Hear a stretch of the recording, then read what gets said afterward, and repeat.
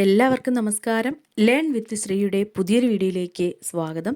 എൻ്റെ പ്രിയപ്പെട്ട വിദ്യാർത്ഥികളെ, നമ്മളിന്ന് 7th സ്റ്റാൻഡേർഡിലെ 7ാം ക്ലാസ്സിലെ സോഷ്യൽ സയൻസിൽ നിന്നും ഫസ്റ്റ് ചാപ്റ്ററാണ് നമ്മളിന്ന് പഠിക്കുന്നത്. ആദ്യം നമുക്ക് എന്തൊക്കെയാണ് അതിൻ്റെ ഉള്ളടക്കം, കണ്ടൻറ്റ് എന്തൊക്കെയാണെന്ന് നോക്കാം. അതായത് ഫസ്റ്റ് പാർട്ട് ടെക്സ്റ്റിൽ, സോഷ്യൽ സയൻസിലെ ഫസ്റ്റ് പാർട്ട് ടെക്സ്റ്റിൽ നമുക്ക് 7 ചാപ്റ്റേഴ്സാണ് നിങ്ങൾക്ക് പഠിക്കാനായിട്ടുള്ളത്. ആ ചാപ്റ്റേഴ്സ് ഏതൊക്കെയാണെന്ന് പറഞ്ഞിട്ട് ഫസ്റ്റ് ചാപ്റ്ററിൽ നിന്ന് നമുക്ക് കുറച്ച് കാര്യങ്ങൾ മനസ്സിലാക്കാം. ഓക്കെ, വീഡിയോയിലേക്ക് പോകുന്നതിന് മുമ്പ് നമ്മുടെ ചാനൽ ആദ്യമായിട്ട് കാണുന്ന കൂട്ടുകാരുണ്ടെങ്കിൽ ഒന്ന് സബ്സ്ക്രൈബ് ചെയ്ത് സപ്പോർട്ട് ചെയ്യുക. അതുപോലെ തന്നെ വീഡിയോ ലൈക്ക് ചെയ്ത് കാണുക. നിങ്ങളുടെ അഭിപ്രായങ്ങൾ കമൻസിലൂടെ അറിയിക്കുക. ഓക്കെ, ഫസ്റ്റ് ചാപ്റ്റർ ഏതാണ്? ഒന്നാമത്തെ ചാപ്റ്റർ എന്ന് പറയുന്നത് നിങ്ങൾക്ക് പഠിക്കാനായിട്ടുള്ളത് മിഡീവൽ ഇന്ത്യ. മിഡീവൽ ഇന്ത്യ എന്ന് പറഞ്ഞാൽ മധ്യകാല ഇന്ത്യ. രണ്ടാമത്തെ ചാപ്റ്ററിലേക്ക് നമ്മൾ വരുമ്പോൾ മിഡീവൽ ഇന്ത്യ കൾച്ചറൽ മൂവ്മെൻറ്റ്സ്, മധ്യകാല ഇന്ത്യ സാംസ്കാരിക പ്രസ്ഥാനങ്ങൾ. മൂന്നാമത്തേത് constitution, path and guiding light, അതായത് ഭരണഘടന വഴിയും വഴികാട്ടിയും. നാലാമത്തെ ചാപ്റ്റർ ഏതാണ്? ഫ്രം ഇൻജസ്റ്റിസ് ടു ജസ്റ്റിസ്, അനീതിയിൽ നിന്ന് നീതിയിലേക്ക്. അഞ്ചാമത്തെ ചാപ്റ്റർ അവർ എർത്ത്, നമ്മുടെ ഭൂമി. ആറാമത്തെ chapter Indian subcontinent, Indian ഉപഭൂഖണ്ഡം. ഏഴാമത്തെ chapter from food production to food security, ഭക്ഷ്യോൽപാദനം മുതൽ ഭക്ഷ്യസുരക്ഷ വരെ. ഇത്രയുമാണ് നിങ്ങൾക്ക് ഫസ്റ്റ് പാർട്ട് ടെക്സ്റ്റിൽ പഠിക്കാനായിട്ടുള്ളത്. ഇതിൽ നമ്മൾ ഫസ്റ്റ് ചാപ്റ്റർ ഇന്ന് സ്റ്റാർട്ട് ചെയ്യുകയാണേ. നമുക്കിന്ന് നോക്കാം. കുറച്ച് കാര്യങ്ങൾ നമ്മൾ ആദ്യത്തെ ചാപ്റ്ററിൽ നിന്ന് നമുക്കിന്ന് പഠിക്കാം. അതായത് ചാപ്റ്ററിൻ്റെ പേരെന്തുവാണ്? മധ്യകാല ഇന്ത്യ അല്ലെങ്കിൽ മിഡീവൽ ഇന്ത്യ.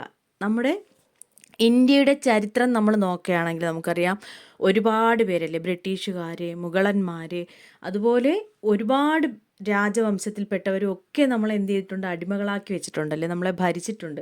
അങ്ങനെ നോക്കുമ്പോൾ നമ്മുടെ ഇന്ത്യയെ നമുക്ക് മൂന്നായിട്ട് തരംതിരിക്കാം. ഏതൊക്കെയാണ്? ആദ്യത്തേത് പുരാതനം, ആദ്യത്തെ ഇന്ത്യ അല്ലെങ്കിൽ ഏൻഷ്യൻ്റ് ഇന്ത്യ. പിന്നീട് വരുന്നത് മധ്യകാല ഇന്ത്യ അല്ലെങ്കിൽ മിഡീവൽ ഇന്ത്യ. പിന്നെ നമുക്ക് സ്വാതന്ത്ര്യം കിട്ടിയതിനൊക്കെ ശേഷമുള്ള നമ്മുടെ മോഡേൺ ഇന്ത്യ, ആധുനിക ഇന്ത്യ. അതിൽ നിങ്ങൾക്ക് പഠിക്കാനുള്ളത് മിഡീവൽ ഇന്ത്യയെക്കുറിച്ചാണ്. ഓക്കെ, ഇനി നമുക്ക് ടെക്സ്റ്റിലേക്ക് പോവാം, നോക്കാം. ഓക്കെ, അപ്പോൾ വളരെ സ്ലോയിലാണ് നമ്മൾ പഠിച്ചു പോകുന്നത്. എന്താണ്, നമ്മുടെ ഇന്ത്യയുടെ ചരിത്രം മനസ്സിലാക്കാൻ പ്രയാസമുള്ളവർ, അല്ലെങ്കിൽ നമുക്കെന്താണ് ചരിത്രം, ഹിസ്റ്ററി എന്ന് പറയുന്നത് കുറച്ച് ടഫായിട്ടാണ് പലർക്കും തോന്നുന്നത്. നമുക്ക് നോക്കാം, പഠിച്ച് നോക്കുമ്പോൾ നിങ്ങൾക്ക് മനസ്സിലാവും എത്ര എളുപ്പമാണ്.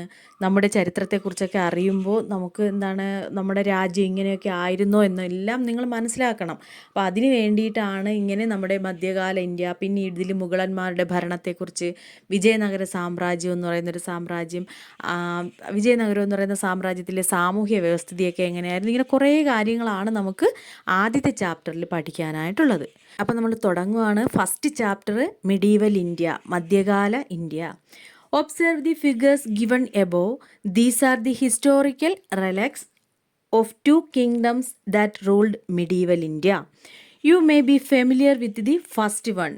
You might have seen our Prime Minister hoisting the national flag here on Independence Day. എന്താണ് ഇവിടെ രണ്ട് ഫിഗേഴ്സ്, അതായത് മുകളിൽ രണ്ട് ചിത്രങ്ങൾ കൊടുത്തിട്ടുണ്ട്. ആ ചിത്രങ്ങൾ നിങ്ങൾ നിരീക്ഷിക്കുക.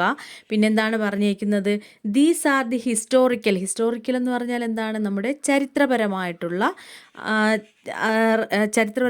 റിലക്സ് മീൻസ് അവശേഷിപ്പ്. നമ്മുടെ, അതായത് നമ്മളെ ചരിത്രത്തെക്കുറിച്ച് നമ്മൾ അറിയുന്നതിനും മനസ്സിലാക്കുന്നതിനും ഒക്കെ ഉപകരിക്കുന്നവയാണ് ഇങ്ങനെയുള്ള ചിത്രങ്ങൾ. അപ്പോൾ historical relics of two kingdoms. Kingdoms means നമ്മുടെ രണ്ട്, നമ്മൾ പറയില്ലേ രാജ്യങ്ങൾ എന്ന് പറയില്ലേ, ഭരണം നടത്തിയിരുന്ന രണ്ട് രാജ്യങ്ങൾ. അപ്പോൾ സാമ്രാജ്യം എന്നൊക്കെ പറയുന്ന kingdoms that ruled medieval India. മധ്യകാല ഇന്ത്യയിൽ ഭരണം നടത്തിയ രണ്ട് രാജ്യങ്ങളുടെ ചരിത്ര അവശിഷ്ടങ്ങൾ, അല്ലെങ്കിൽ ചരിത്ര അവശിഷ്ടം എന്നല്ല, ശേഷിപ്പുകളാണ് മുകളിൽ ചിത്രങ്ങളിൽ കൊടുത്തിരിക്കുന്നത്. You may be familiar with the first one. നിങ്ങൾക്കറിയാം, ഇതിൽ ആദ്യത്തേത് നമുക്ക് പരിചയമുള്ളതാണ് അല്ലേ. ആദ്യത്തേത് ഏതാണെന്ന് നിങ്ങൾക്ക് അറിയാം. അതായത് നമ്മൾ എപ്പോഴും കണ്ടിട്ടുള്ളതാണ്. You might have seen our prime minister hoisting the national flag here on Independence Day. എവിടെ നിന്നാണ്? നമ്മൾ സ്വാതന്ത്ര്യ ദിനത്തിൽ നമ്മുടെ പ്രധാനമന്ത്രി ഇവിടെ ദേശീയ പതാക ഉയർത്തുന്നത് നമ്മൾ കണ്ടിട്ടുണ്ട്. അതായത് റെഡ് ഫോർട്ട് അല്ലേ, ചെങ്കോട്ട അല്ലെങ്കിൽ റെഡ് ഫോർട്ട് എന്ന് നമുക്ക് പറയാം. അവിടെയാണ് എന്ത് ചെയ്യുന്നത്? നമ്മുടെ സ്വാതന്ത്ര്യ ദിനത്തിൽ എന്ത് ചെയ്യുന്നത്, പ്രധാനമന്ത്രി ദേശീയ പതാക ഉയർത്തുന്നത്. Okay, the first figure is the Red Fort. അപ്പോൾ ആദ്യത്തേതെന്ന് പറയുന്നത് ഏതാണ്, നമുക്കറിയാം, Red Fort built in Delhi during the reign of Mughal emperor Shahjahan. ആരുടെ ഭരണകാലത്താണ്? ഷാജഹാൻ എന്ന് പറയുന്ന മുഗൾ ചക്രവർത്തിയുടെ ഭരണകാലത്ത് എന്ത് നിർമ്മിച്ചതാണ്? ഈ റെഡ് ഫോർട്ട് അല്ലെങ്കിൽ ചെങ്കോട്ട നിർമ്മിച്ചതാണ്. ഏതെന്ന്? ഡൽഹിയിൽ നിർമ്മിച്ചതാണ് ചെങ്കോട്ട. അപ്പോൾ ഒന്നുകൂടി പറഞ്ഞുതരാം. രണ്ട് ചിത്രങ്ങളിൽ ഇത് രണ്ടും നമ്മുടെ ചരിത്രത്തെ, ഇന്ത്യയുടെ ചരിത്രത്തെക്കുറിച്ച് നമ്മളെ ഓർമ്മിപ്പിക്കുന്നതാണ്. ഇതിൽ ഫസ്റ്റ് നമുക്ക് അറിയാവുന്നതാണ്, സ്വാതന്ത്ര്യദിനത്തിൽ നമ്മുടെ പ്രധാനമന്ത്രി ഇവിടെയാണ് എന്ത് ചെയ്യുന്നത്, ദേശീയ പതാക ഉയർത്തുന്നത്.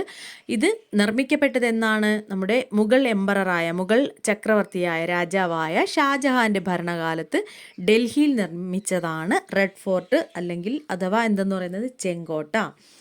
The second is the figure of Hampi, the capital of the Vijayanagara that existed in South India during the same period. അതായത് ഇതേ കാലഘട്ടത്തിൽ തന്നെ നമ്മുടെ ദക്ഷിണ ഇന്ത്യയിൽ നിലനിന്നിരുന്ന വിജയനഗരത്തിൻ്റെ തലസ്ഥാനമായിട്ടുള്ള ഹംപിയുടെ ചിത്രമാണ് രണ്ടാമത് കാണുന്ന. ഫസ്റ്റ് റെഡ് ഫോർട്ട്, രണ്ടാമത്തേത് ഹംപി. ക്ലിയർ ആയല്ലോ? ഇനി let us have a discussion on these two kingdoms in this chapter. അപ്പം നമ്മൾ ഈ ചാപ്റ്ററിൽ മിഡീവൽ ഇന്ത്യ അല്ലെങ്കിൽ മധ്യകാല ഇന്ത്യ എന്നുള്ള ഈ ചാപ്റ്ററിൽ എന്താണ് ചെയ്യുന്നത്, നമ്മൾ ഏതിനെക്കുറിച്ചാണ് പഠിക്കുന്നത്? ഈ രണ്ട് രാജ്യങ്ങളെക്കുറിച്ചാണ് ഈ അധ്യായത്തിൽ മനസ്സിലാക്കുന്നത്. ഓക്കെ, നെക്സ്റ്റ് പേജ് നോക്കാം. ഇനി നമ്മൾ മുഗൾ ഭരണത്തെക്കുറിച്ച് മനസ്സിലാക്കുകയാണ്. മുഗൾ റൂൾ അഥവാ മുഗൾ ഭരണം എന്താണ്, അല്ലെങ്കിൽ ആരൊക്കെയായിരുന്നു പ്രഗത്ഭരായിട്ടുള്ള മുഗൾ ചക്രവർത്തിമാരെന്നൊക്കെ നമുക്ക് നോക്കാം. Babur established the Mughal rule in 1526. The Mughals ruled India till 1857 with Delhi as their capital. Do you know the main rulers during the Mughal period? നോക്കാം. മുഗൾ ഭരണവുമായി ബന്ധപ്പെട്ട് Babur established the Mughal rule in 1526. 1526 Mughal ഭരണം സ്ഥാപിക്കുന്നത്, ഇന്ത്യയിൽ മുഗൾ രാജവംശം സ്ഥാപിച്ചത് ആരാണ്? ബാബർ. ആരാണ്? ബാബറാണ് മുഗൾ രാജവംശം സ്ഥാപിക്കുന്നത്. The Mughals ruled India till 1857. എത്ര കാലം അവർ നമ്മുടെ ഇന്ത്യയെ ഭരിച്ചു? 1857 വരെ അല്ലേ? അതായത് ഒന്നാം സ്വാതന്ത്ര്യ സമരം അല്ലേ, 1857 വരെ ഡൽഹി കേന്ദ്രമാക്കി നമ്മുടെ ഇന്ത്യ ഭരിച്ച മുഗൾ ഭരണകാലത്തെ പ്രധാനപ്പെട്ട ഭരണാധികാരികൾ ആരൊക്കെയാണെന്ന് നിങ്ങൾക്ക് അറിയാമോ എന്നാണ് ചോദിച്ചിരിക്കുന്നത്. The Mughals ruled India till 1857 with Delhi as their capital. Delhi തലസ്ഥാനമാക്കിക്കൊണ്ടാണ് ഇവർ ഭരിച്ചത്. ഡു യു നോ, നിങ്ങൾക്കറിയാമോ, the main rulers during the Mughal period, Mughal കാലഘട്ടത്തിലെ പ്രധാനപ്പെട്ട ഭരണാധികാരികൾ ആരൊക്കെയാണെന്ന് നിങ്ങൾക്ക് അറിയാമോ എന്നാണ്. എന്നിട്ട് അവിടെ കൊടുത്തിട്ടുണ്ട്, നിങ്ങൾ നോക്കിയേ, ഒരു പദസൂര്യൻ പോലെ കൊടുത്തിട്ടുണ്ട്. You may have identify the important Mughal rulers from the picture. നമുക്ക് ആ പിക്ചർ നോക്കിയിട്ട് മനസ്സിലാക്കാനായിട്ട് സാധിക്കും ഏറ്റവും പ്രൊമിനൻ്റ് ആയിട്ടുള്ള ഇമ്പോർട്ടൻ്റ് അല്ലെങ്കിൽ കഴിവുറ്റ ഭരണാധികാരികളൊന്ന്. ആദ്യത്തേത് ആര് തന്നെയായിരുന്നു? ബാബറാണ്. അത് കഴിഞ്ഞിട്ട് പിന്നെ ആര് വരുന്നു?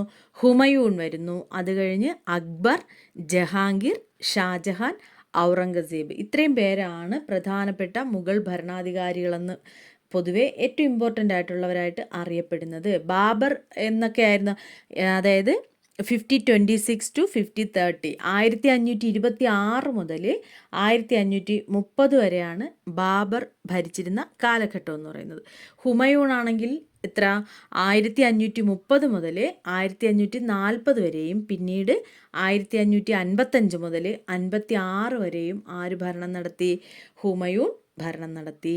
അതിനുശേഷം അക്ബർ 1556 to 1605, 1556 മുതൽ 1605 വരെയുള്ള കാലഘട്ടത്തിൽ അക്ബർ ഭരിച്ചു.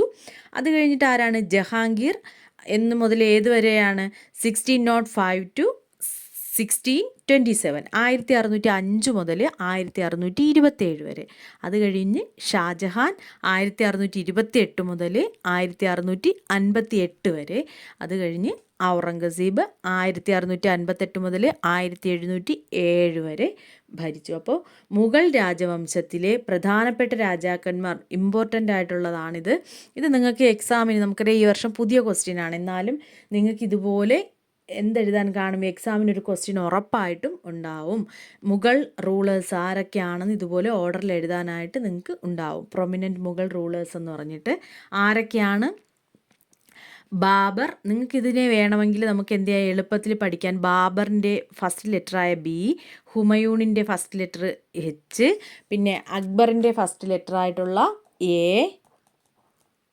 ജഹാംഗീറിൻ്റെ പേരിൻ്റെ ഫസ്റ്റ് ലെറ്റർ ജെ, പിന്നെന്താണ് ഷാജഹാൻ അതിൻ്റെ എസ്, പിന്നെ ഔറംഗസീബിൻ്റെ ഒ. അപ്പോൾ നിങ്ങൾക്ക് വേണമെങ്കിൽ ഷോർട്ടായിട്ട് ഭാജ്സോ അങ്ങനെ എന്തെങ്കിലുമൊക്കെ ഷോർട്ട് ടൈപ്പായിട്ട് നിങ്ങൾക്ക് ഓർത്ത് വെച്ച് പഠിക്കാം. ബാബർ, ഹുമയൂൺ, അക്ബർ, ജഹാംഗീർ, ഷാജഹാൻ, ഔറംഗസീബ്, ഇത്രയും പേരാണ് പ്രധാനപ്പെട്ട മുഗൾ രാജാക്കന്മാരെന്ന് പറയുന്നത്. ക്ലിയർ ആയല്ലോ?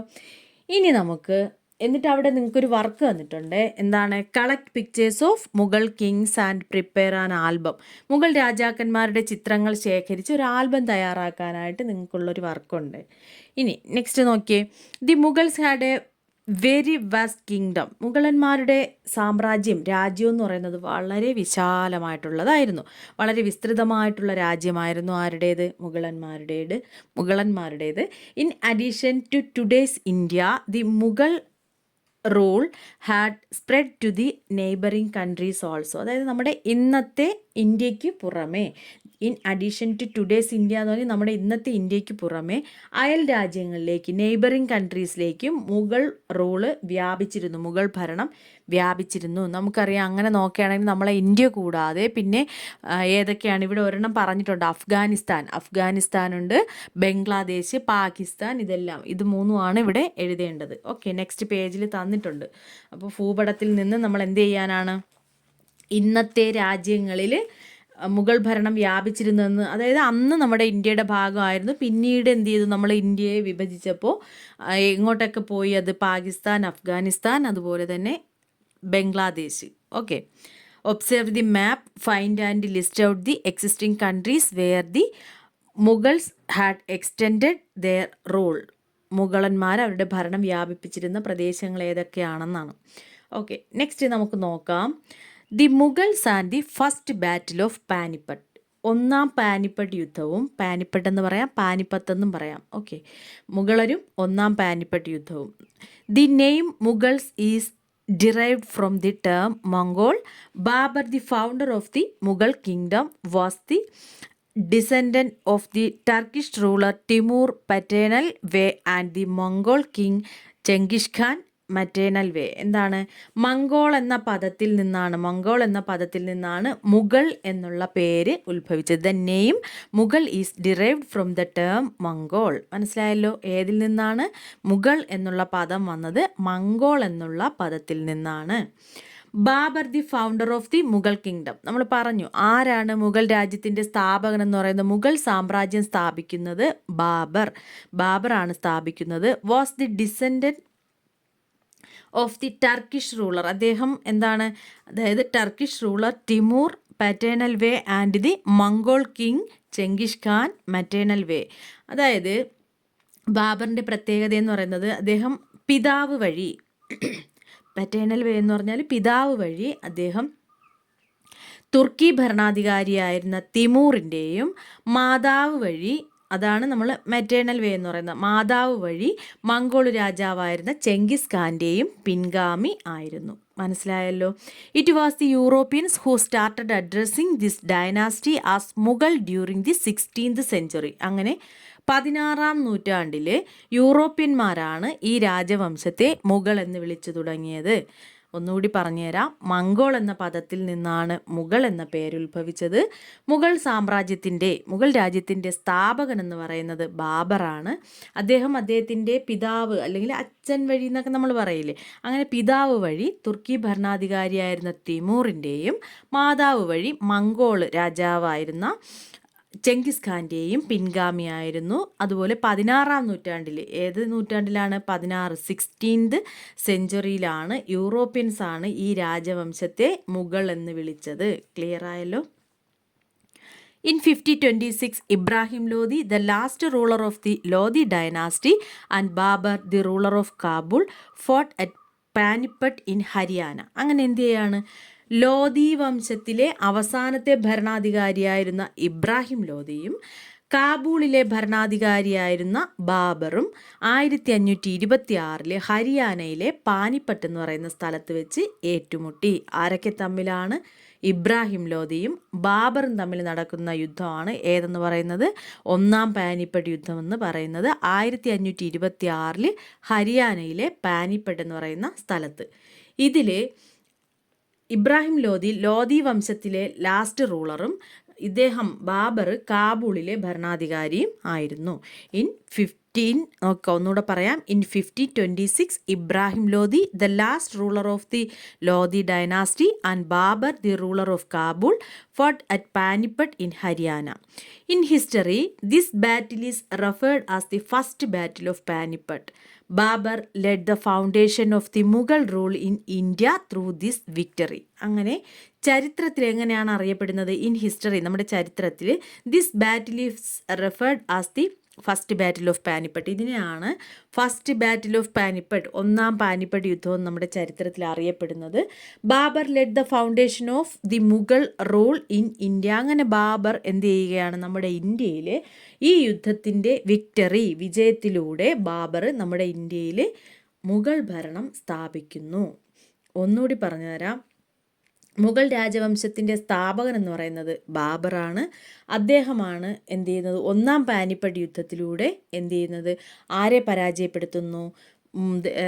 ലോധി വംശത്തിലെ അവസാനത്തെ റൂളറായിട്ടുള്ള ഇബ്രാഹിം ലോധിയെ പരാജയപ്പെടുത്തിക്കൊണ്ട് 1526 ഹരിയാനയിലെ പാനിപ്പട്ട് എന്ന് പറയുന്ന സ്ഥലത്ത് വെച്ച് ഇബ്രാഹിം ലോധിയും ബാബറും തമ്മിൽ ഏറ്റുമുട്ടുകയും ഇബ്രാഹിം ലോധിയെ പരാജയപ്പെടുത്തിക്കൊണ്ട് ബാബർ ഇന്ത്യയിൽ മുഗൾ ഭരണം സ്ഥാപിക്കുകയും ഈ യുദ്ധത്തിൻ്റെ വിജയത്തിലൂടെയാണ് ഇന്ത്യയിൽ എന്ത് ചെയ്യുന്നത്? മുഗൾ ഭരണം സ്ഥാപിക്കുന്നത്. ക്ലിയർ ആയല്ലോ?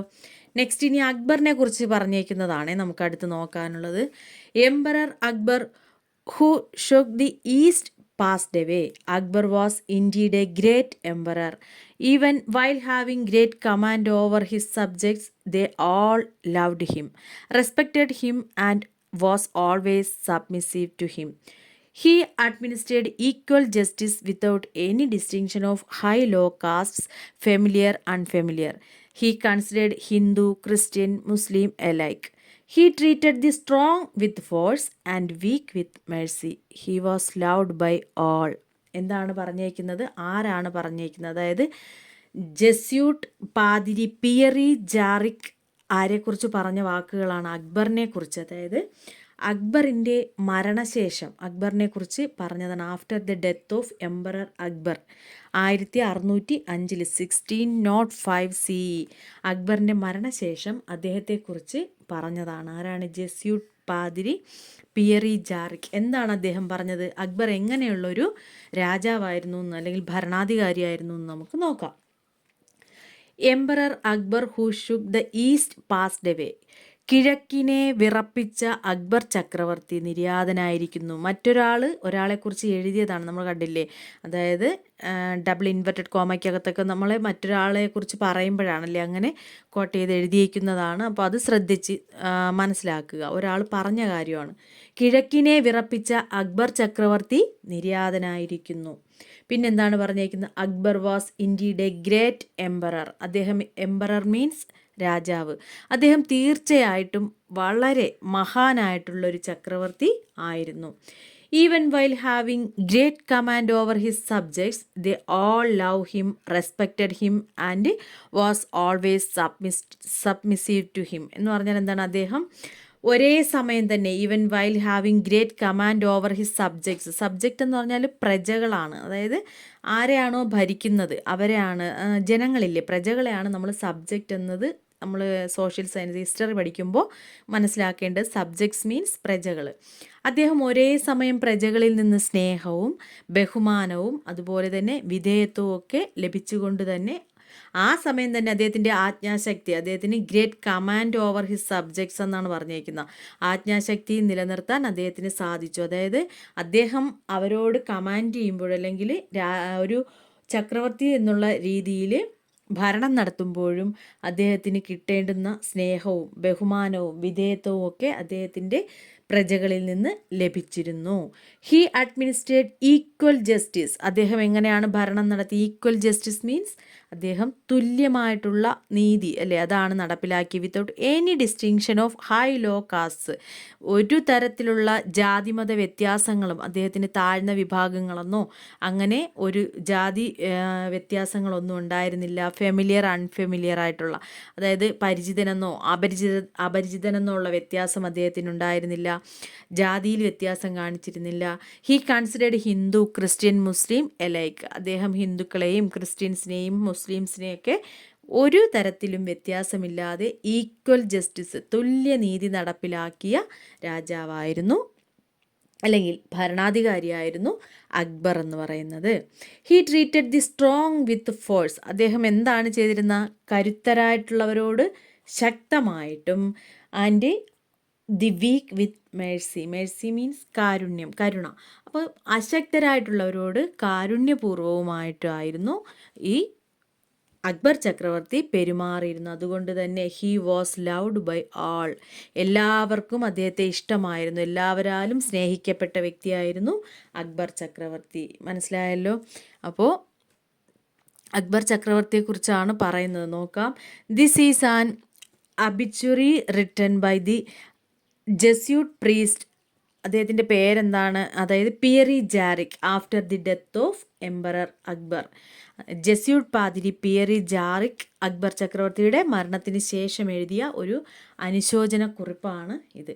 What can you understand about the Mughal ruler Akbar from the above notes. അതായത് ഈ കുറിപ്പിൽ നിന്ന് നമുക്ക് അക്ബർ ചക്രവർത്തിയെക്കുറിച്ച് എന്തൊക്കെയാണ് മനസ്സിലാവുന്നത്? ഒരുപാട് കാര്യങ്ങൾ. Akbar was A powerful ruler. Akbar എന്ന് പറയുന്നത് ഒരു ശക്തനായിട്ടുള്ള അതിശക്തനായിട്ടുള്ള ഭരണാധികാരിയായിരുന്നു നമുക്ക് മനസ്സിലായി. പിന്നെ എന്തൊക്കെ കാര്യങ്ങളാണ് നമുക്ക് മനസ്സിലാവുന്നത്? അതായത് he administrate equal justice without any distinction of high low caste, familiar unfamiliar. അദ്ദേഹം ഒരു തരത്തിലും എന്ത് ചെയ്തിരുന്നില്ല? അതായത് ജാതിയിൽ വ്യത്യാസം കാണിക്കുന്ന തരത്തിലോ താഴ്ന്ന ജാതിയെന്നോ ഉയർന്ന ജാതിയെന്നോ അതുപോലെ പരിചിതൻ അപരിചിതൻ എന്നുള്ള തരത്തിലോ ഒന്നും അദ്ദേഹം ഭരിച്ചിരുന്നില്ല, ഭരണം നടത്തിയില്ല. ഈക്വൽ ജസ്റ്റിസാണ് അദ്ദേഹം കൊടുത്തിരുന്നത്. പിന്നെ എന്ത് നമുക്ക് പറയാം? He considered Hindu, Christian, Muslim alike. അദ്ദേഹം ഹിന്ദുക്കളെയും ക്രിസ്ത്യൻസിനെയും മുസ്ലിങ്ങളെയൊക്കെ ഒരുപോലെയാണ് കണ്ടിരുന്നത്. പിന്നെന്ത് പറയാം? He treated the strong with force. പിന്നെന്ത് പറയാം? He treated the weak with mercy. ശക്തരായിട്ടുള്ളവരോട് അദ്ദേഹം ശക്തമായിട്ട്, കരുത്തരായിട്ടുള്ളവരോട് ശക്തമായിട്ടും അശക്തരായിട്ടുള്ളവരോട് കരുണയോടും കൂടി പെരുമാറിയിരുന്ന വ്യക്തിയായിരുന്നു ആരെന്ന് പറയുന്നത് നമ്മുടെ അക്ബർ ചക്രവർത്തി. മുഗൾ സാമ്രാജ്യത്തിലെ ഭരണാധികാരിയായിരുന്ന അക്ബർ ചക്രവർത്തി, അദ്ദേഹത്തെക്കുറിച്ചാണ് പറഞ്ഞത്. ഇനി നെക്സ്റ്റ് പേജിലേക്ക് നമുക്ക് പോകാം, നോക്കാം. In 1575 Akbar build Ibadat Khana in his new capital Fatehpur Sikri. Scholars and dignitaries of various religions used to gather here. These discussions speak volumes about Akbar's policy of religious tolerance. നോക്കാം. 1575 തൻ്റെ പുതിയ തലസ്ഥാനമായ ന്യൂ ക്യാപിറ്റലായിട്ടുള്ള ഫത്തേപൂർ സിക്രി, അക്ബറിൻ്റെ തലസ്ഥാനമായിരുന്നു ഫത്തേപൂർ സിക്രി. അദ്ദേഹം അവിടെ എന്ത് സ്ഥാപിച്ചു അല്ലെങ്കിൽ പണി കഴിപ്പിച്ചു? ഇബാദത്ത് ഖാന. 1575 അക്ബർ ഇബാദത്ത് ഖാന പണി കഴിപ്പിച്ചു ഫത്തേപൂർ സിക്രിയിൽ. എന്തൊക്കെയാണ് അതിൻ്റെ പ്രത്യേകത എന്ന് നമുക്ക് നോക്കാം. Scholars and dignitaries of various religious used to gather here. അവിടെ എന്താണ് നടത്തിയിരുന്നത്? വിവിധ മതങ്ങളിലെ പണ്ഡിതന്മാരും പ്രമുഖരും ഇവിടെ ഒത്തുചേർന്നിരുന്നു. അതുപോലെ these discussion speak volumes about Akbar's policy of religious tolerance. Akbar പിന്തുടർന്നിരുന്ന മതസഹിഷ്ണുത. എന്താണ് അക്ബറിൻ്റെ പോളിസി ഓഫ് റിലീജിയസ് ടോളറൻസ്? അദ്ദേഹത്തിൻ്റെ മതസഹിഷ്ണുതാ നയം. അതിനാണ് ഈ ചർച്ചകൾ അവിടെ, അല്ലെങ്കിൽ ഇബാദത്ത് ഖാന അതിന് വേണ്ടിയിട്ട് ആയിരുന്നു. ഇത്തരം ചർച്ചകൾക്കൊക്കെ ഉത്തമ ഉദാഹരണമാണ്. അപ്പോൾ 1575 അദ്ദേഹത്തിൻ്റെ പുതിയ തലസ്ഥാനമായിട്ടുള്ള ഫത്തേപൂർ സിക്രിയിൽ എന്ത് ചെയ്യുന്നത്? ഇബാദത്ത് ഖാന പണി കഴിപ്പിച്ചത്. എന്തായിരുന്നു ഉദ്ദേശം? എല്ലാ മതങ്ങളിലെയും അല്ലെങ്കിൽ വിവിധ മതങ്ങളിലെ പണ്ഡിതന്മാരും പ്രമുഖരും ഒക്കെ ഇവിടെ ഒത്തുചേർന്നിരുന്നു. അക്ബറിൻ്റെ നയം എന്ന് പറയുന്നത് എന്തായിരുന്നു? അക്ബർ എല്ലാ മതങ്ങളെയും ഒരുപോലെ ട്രീറ്റ് ചെയ്തിരുന്ന ഒരു വ്യക്തിയായിരുന്നു. അപ്പോൾ അദ്ദേഹത്തിൻ്റെ മതസഹിഷ്ണുതാ നയം, പോളിസി ഓഫ് റിലീജിയസ് ടോളറൻസ്, അവിടെ ഇത്തരം ചർച്ചകൾ നല്ലതായിട്ട് നടക്കുമായിരുന്നു. ക്ലിയർ ആയല്ലോ. നെക്സ്റ്റ് പാരഗ്രാഫ് നോക്കാം. Akbar created Din Ilahi his visionary religion by combining the good aspects of all religions. അദ്ദേഹം അങ്ങനെ എല്ലാ മതങ്ങളുടെയും നല്ല വശങ്ങൾ കോർത്തിണക്കിക്കൊണ്ട് അക്ബർ രൂപം കൊടുത്ത ദർശനമാണ് എന്തെന്ന് പറയുന്ന ഹിസ് വിഷണറി റിലീജിയൻ എന്ന് പറയുന്നത് ഏതാണ്? ദിൻ ഇലാഹി. അദ്ദേഹം സ്ഥാപിച്ച പുതിയ മതമെന്നോ അല്ലെങ്കിൽ പുതിയ ദർശനമെന്നോ പറയാം. എല്ലാ മതങ്ങളുടെയും നല്ല വശങ്ങൾ ഉൾക്കൊണ്ടുകൊണ്ട് അക്ബർ സ്ഥാപിച്ചതാണ് ഏത്? ദിൻ ഇലാഹി എന്ന് പറയുന്നത്. Okay. Peace to all or Sulhikul is the core of this vision. He aimed to clarify the idea that all visions are for the welfare of human beings. Human beings എന്ന് പറഞ്ഞാൽ ആരാണ്? മനുഷ്യനല്ലേ. നമ്മൾ മനുഷ്യരുടെ എന്തിനു വേണ്ടിയിട്ടുള്ള ക്ഷേമം, വെൽഫെയറിന് വേണ്ടിയിട്ടുള്ളതാണ് എല്ലാ ദർശനങ്ങളും. ആത്യന്തികമായിട്ട് നമുക്ക് എല്ലാ മതങ്ങളും എല്ലാ ദർശനങ്ങളും എന്താണ് ലക്ഷ്യമിടുന്നത്? ജനനന്മയാണല്ലേ. അപ്പം മനുഷ്യരുടെ ക്ഷേമത്തിന് വേണ്ടിയുള്ളതാണ് എല്ലാ ദർശനങ്ങളും എന്നുള്ള ആശയം വ്യക്തമാക്കുകയായിരുന്നു ആരുടെ ലക്ഷ്യം? അക്ബറിൻ്റെ ലക്ഷ്യം. അതുപോലെ എല്ലാവർക്കും പീസ് ടു ഓൾ, എല്ലാവർക്കും സമാധാനം അഥവാ സുൽഹിക്കുൽ എന്നതാണ് ഈ ദർശനത്തിൻ്റെ കാതൽ. അപ്പോൾ അക്ബർ എല്ലാ മതങ്ങളുടെയും നല്ല വശങ്ങൾ കോർത്തിണക്കിക്കൊണ്ട് രൂപം കൊടുത്ത ദർശനത്തെയാണ് നമ്മൾ ദിൻ ഇലാഹി എന്ന് പറയുന്നത്. എല്ലാവർക്കും സമാധാനം, ആത്യന്തികമായിട്ട് വെൽഫെയർ, എല്ലാവർക്കും ക്ഷേമം, ഇതൊക്കെയായിരുന്നു അദ്ദേഹത്തിൻ്റെ ലക്ഷ്യം. നെക്സ്റ്റ് പേജിലേക്ക് നമ്മൾ പോകുമ്പോൾ The abolition of the religious tax called jizya proved that Akbar followed tolerance in the administrative field as well. അതായത് ജസിയ എന്ന് പറയുന്നത് ഒരു മതനികുതിയായിരുന്നു. മനസ്സിലായില്ലേ? മതനികുതിയായിട്ടുള്ള ജസിയ നിർത്തലാക്കിയത് ഭരണരംഗത്തും അക്ബർ സഹിഷ്ണുതാ നയം പിന്തുടർന്നു. അതായത് ഈ നികുതി നിർത്തലാക്കിയത് കൊണ്ട് അദ്ദേഹം ഭരണരംഗത്തും എന്ത് ചെയ്തു? ഈ സഹിഷ്ണുതാ നയം പിന്തുടർന്നിരുന്നു എന്നതിനുള്ള തെളിവാണ്. മനസ്സിലായല്ലോ. People from all sects were treated equally in all spheres of the Mughal rule. അതായത് മുഗൾ ഭരണത്തിൻ്റെ എല്ലാ മേഖലകളിലും എല്ലാ മതത്തിൽപ്പെട്ടവരെയും അല്ലെങ്കിൽ എല്ലാ നാനാജാതി മതസ്ഥരെയും അദ്ദേഹം ഈക്വലായിട്ടാണ് ട്രീറ്റ് ചെയ്തിരുന്നത്. ആര്? അക്ബർ പരിഗണിച്ചിരുന്നത്. രാജാ തോഡർമാൾ, രാജാ മാൻസിംഗ്, പിന്നെ ആരാണ്? ഒരാളുകൂടിയുണ്ട്, രാജാ ഭഗവാൻ ദാസ് ആൻഡ് ബീർബൽ, 4 പേരെ കുറിച്ച് പറയുന്നുണ്ട്. Were prominent among those who held high positions in the royal court of Akbar, emperor Akbar. അതായത് ആരൊക്കെയാണ്? രാജാ ടോഡർമാൾ, പിന്നെ ആരാണ്? രാജാ മാൻസിംഗ്, രാജാ ഭഗവൻ ദാസ്, ബീർബൽ. ഇവരെല്ലാവരും അക്ബർ ചക്രവർത്തിയുടെ രാജസദസ്സിൽ ഉന്നത സ്ഥാനം വഹിച്ചിരുന്ന അവരിൽ പ്രധാനികളാണ്. ആരൊക്കെയാണ്? Raja Todarmal, Raja Mansingh, Raja Bhagwan Das and Birbal were prominent among, prominent means പ്രധാനപ്പെട്ടത് എന്നുള്ള അർത്ഥമാണ്. Among those who held high positions in the royal court of the emperor Akbar.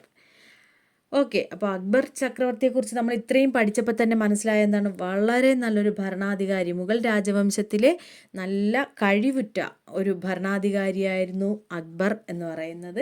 അദ്ദേഹം ഒരുപാട് കാര്യങ്ങളല്ലേ, ജനങ്ങൾക്ക് വേണ്ടി ഒരുപാട് കാര്യങ്ങൾ ചെയ്തു. മതസഹിഷ്ണുത നിലനിർത്തിയ വ്യക്തിയായിരുന്നു അദ്ദേഹം. എല്ലാ മതങ്ങളുടെയും നല്ല വശങ്ങൾ ഉൾക്കൊള്ളിച്ചുകൊണ്ട് എന്ത് ചെയ്തു? ദിൻ ഇലാഹി എന്നുള്ളത് അദ്ദേഹത്തിൻ്റെ ഒരു ദർശനമായിരുന്നു. എല്ലാവർക്കും സമാധാനം അല്ലെങ്കിൽ നന്മ, ക്ഷേമം, ഇതൊക്കെയായിരുന്നു അദ്ദേഹത്തിൻ്റെ ലക്ഷ്യം. അദ്ദേഹത്തിൻ്റെ പുതിയ തലസ്ഥാനത്തിൻ്റെ പേരെന്തായിരുന്നു? ഫത്തേപൂർ സിക്രി.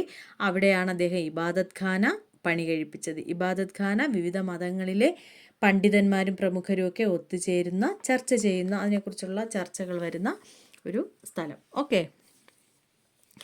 ഇനി ഇവിടെ ഒരു ക്വസ്റ്റ്യൻ വരുന്നുണ്ട്. അതായത് what was Akbar's aim to build Ibadat Khana? എന്തിനു വേണ്ടിയാണ് അദ്ദേഹം ഇബാദത്ത് ഖാന പണി കഴിപ്പിച്ചത്? ഇപ്പം നമ്മൾ പറഞ്ഞതേ ഉള്ളൂ അല്ലേ. അതിനെക്കുറിച്ചൊരു കുറിപ്പ് എഴുതുക എന്ന് ചോദിച്ചിട്ടുണ്ട്. ഇനി നെക്സ്റ്റ് കുറച്ചുകൂടി പഠിച്ചിട്ട് നമുക്ക് ഈ ഫസ്റ്റ് പാർട്ട് അവസാനിപ്പിക്കാം. നെക്സ്റ്റ് നോക്കാം. Mughal Sultan Jahangir recorded in his memories Tuzuki Jahangiri that Akbar had ordered his followers my followers should not waste time in enmity with other religions. Let the concept of Sulhikul peace to all be applied to all belonging to other religions. Do not kill animals or take up arms except in times of war. എന്താണ്? അതായത് ജഹാംഗീർ തൻ്റെ ഓർമ്മക്കുറിപ്പായ തുസുക്കി ജഹാംഗീറിൽ ആര് പറഞ്ഞതിനെക്കുറിച്ച്, അക്ബർ തൻ്റെ അനുയായികളോട് കൽപ്പിച്ചതിനെക്കുറിച്ച് പറയുന്നതാണ്. Mughal Sultan Jahangir recorded, അദ്ദേഹം എന്ത് ചെയ്തിട്ടുണ്ട്, രേഖപ്പെടുത്തിയതിനെ കുറിച്ചാണ് പറയുന്നത്. എന്താണ് തുസുക്കി ജഹാംഗീറിൽ പറഞ്ഞിരിക്കുന്നത്? അക്ബർ അദ്ദേഹത്തിൻ്റെ അനുയായികളോട് പറഞ്ഞത് എന്തൊക്കെയാണ്? My followers should not waste time to enmity with other religions. എൻ്റെ ഫോളോവേഴ്സ്, അനുയായികൾ മറ്റു മതങ്ങളോട് അല്ലെങ്കിൽ മറ്റു മതസ്ഥരോട് ശത്രുത കാട്ടി വെറുതെ സമയം പാഴാക്കേണ്ടതില്ല. എല്ലാവരോടും നന്നായിട്ട് സ്നേഹത്തിൽ തന്നെ പെരുമാറുക. Let the concept of Sulhikul means എല്ലാവർക്കും സമാധാനം, പീസ് ടു ഓൾ, അങ്ങനെയുള്ള be applied to all belonging to other religions. ഇതര മതസ്ഥരോട്, മറ്റു മതത്തിൽപ്പെട്ടവരോട് എന്ത് ചെയ്യണം? എല്ലാവർക്കും സമാധാനം എന്ന ആശയം അനുവർത്തിക്കാൻ നിങ്ങൾക്ക് കഴിയട്ടെ, അല്ലെങ്കിൽ അനുവർത്തിക്കട്ടെ. ഡു നോട്ട് കിൽ അനിമൽസ്, മൃഗങ്ങളെ കൊല്ലാൻ പാടില്ല. Or take up arms except in times of war, യുദ്ധസമയത്തല്ലാതെ എന്ത് ചെയ്യാൻ പാടില്ല? ആയുധമെടുക്കാൻ പാടില്ല. ഇതൊക്കെയാണ് എന്ത് ചെയ്തത്? അക്ബർ തൻ്റെ അനുയായികളോട് പറഞ്ഞതെന്ന് ജഹാംഗീർ അദ്ദേഹത്തിൻ്റെ ഓർമ്മക്കുറിപ്പായ തുസുക്കി ജഹാംഗീറിൽ രേഖപ്പെടുത്തിയിട്ടുണ്ട്. മനസ്സിലായല്ലോ? Based on the statement, how much did Akbar's policies help in maintaining religious tolerance among different sections of the people. Organise A class discussion. അതായത് ബേസ്ഡ് ഓൺ ദി സ്റ്റേറ്റ്മെൻറ്റ്, ഈ പ്രസ്താവനയുടെ അടിസ്ഥാനത്തിൽ, how much did Akbar's policies help in maintaining religious tolerance among different sections of the people. അതായത് വിവിധ ജനവിഭാഗങ്ങൾക്കിടയിൽ, different sections of people, വിവിധ ജനവിഭാഗങ്ങൾക്കിടയിൽ മതസഹിഷ്ണുത പുലർത്തുന്നതിന്, religious tolerance means മതസഹിഷ്ണുത, അത് നിലനിർത്താൻ അക്ബറിൻ്റെ policies എത്രത്തോളം സഹായകമായെന്ന് ക്ലാസ്സിൽ ഡിസ്കസ് ചെയ്യാനായിട്ടാണ്. ഇനി നമുക്ക് പഠിക്കാനായിട്ടുള്ളത് മുഗൾ ആർമിയെക്കുറിച്ചാണ്. മുഗൾ സൈന്യത്തെക്കുറിച്ച് പഠിക്കാനായിട്ട് ഉണ്ട്. അതുപോലെ മുഗളന്മാരുടെ അഡ്മിനിസ്ട്രേറ്റീവ് സിസ്റ്റം, അവരുടെ ഭരണത്തെക്കുറിച്ച് പഠിക്കാനായിട്ടുണ്ട്. ഓക്കെ, അത് നമുക്ക് പിന്നെ അവരുടെ സോഷ്യോ എക്കണോമിക് സ്റ്റാറ്റസിനെ കുറിച്ചുണ്ട്. ഇതെല്ലാം നമുക്ക് നെക്സ്റ്റ് ക്ലാസ്സിൽ ഡിസ്കസ് ചെയ്യാം. അപ്പോൾ വീഡിയോ നിങ്ങൾക്ക് യൂസ്ഫുൾ ആയി എന്ന് തോന്നുകയാണെങ്കിൽ മറ്റുള്ളവരിലേക്ക് കൂടി ഷെയർ ചെയ്ത് കൊടുക്കുക, സപ്പോർട്ട് ചെയ്യുക. മറ്റൊരു വീഡിയോയിലൂടെ നമുക്ക് വീണ്ടും കാണാം. ഇതിൻ്റെ പാർട്ട് 2 നമുക്ക് വീണ്ടും കാണാം. Okay, thank